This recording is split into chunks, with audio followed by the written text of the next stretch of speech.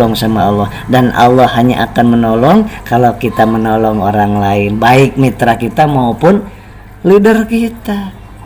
Leader kita itu guru. Murid yang luar biasa adalah yang murid yang tahu balas budi kepada gurunya, meskipun itu saudara sendiri, adik sendiri, kemudian orang yang pendidikannya lebih rendah daripada kita. Itu guru, itu adalah leader kita yang layak. Itu yang menjadi sunatullah.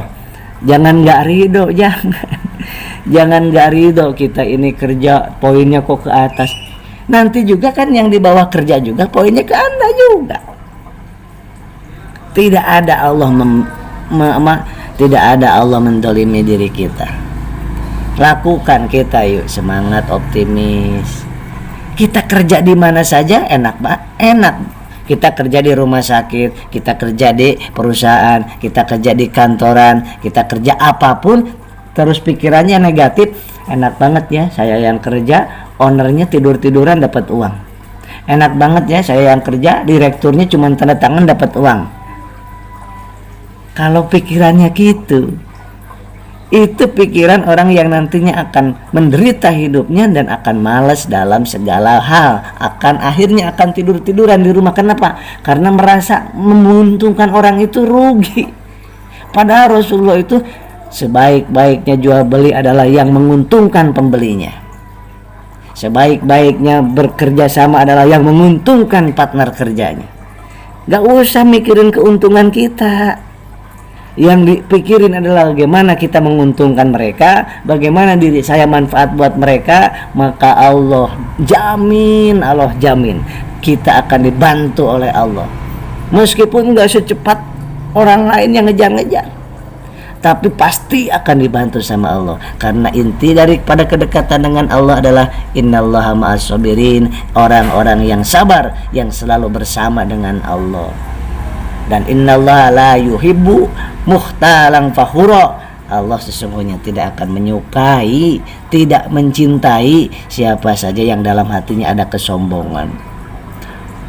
Kan itu kan jasa saya itu dia bisa seperti itu, ada sombong. Padahal yang berjasa siapa? Allah.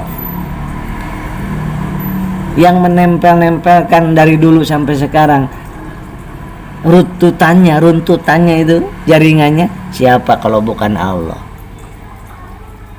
Oh enggak, itu leader. Enggak, Allah. Coba ingat-ingat, kenapa kita gabungnya ke si A, kenapa kita gabungnya lewat si B? Coba ingat-ingat, apakah kemauan kita itu? Apakah dipaksa kita itu waktu itu? Tidak, saya nggak merasa dipaksa sama Ustaz Rajatsu. Kemudian malah saya nggak diajak sama Ustaz Rajatsu. Tapi kenapa wasilah beliau? Dahsyat luar biasa.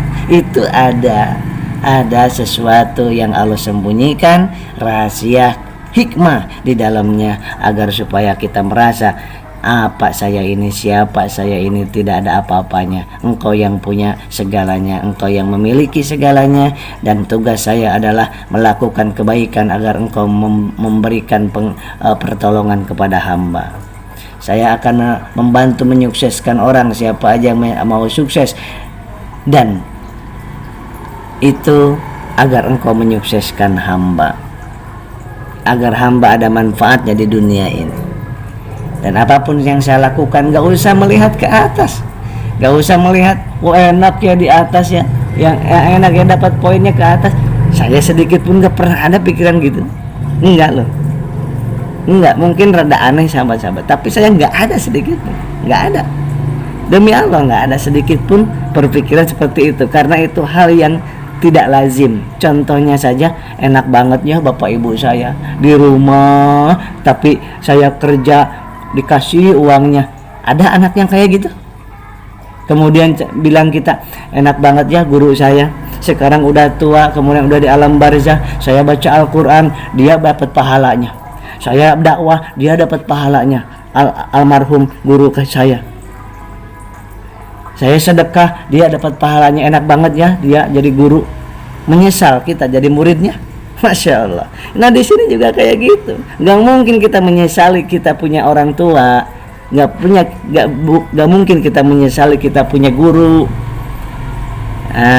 Jadi apa yang kita lakukan harus kita ridho. Itu adalah haknya guru kita, pahalanya. Haknya orang tua kita, pahalanya.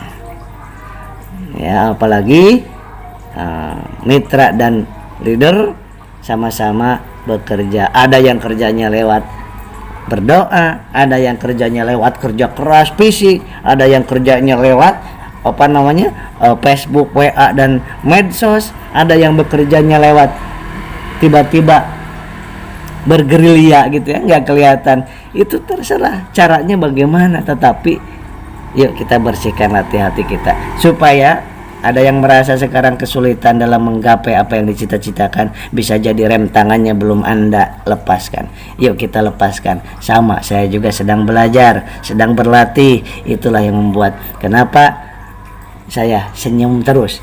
Kemana saja, mau ke Serang, emang ada prospek saya di Serang? Nggak ada. Emang kalau ke Tasik ada prospek saya di Tasik yang saya undang kemudian datang? Seringnya nggak ada, jarang, bahkan nggak pernah. Kemudian ke Bandung, kemudian ke sana. Nggak selalu harus dengan diukur dengan uang, dengan poin, Bapak Ibu.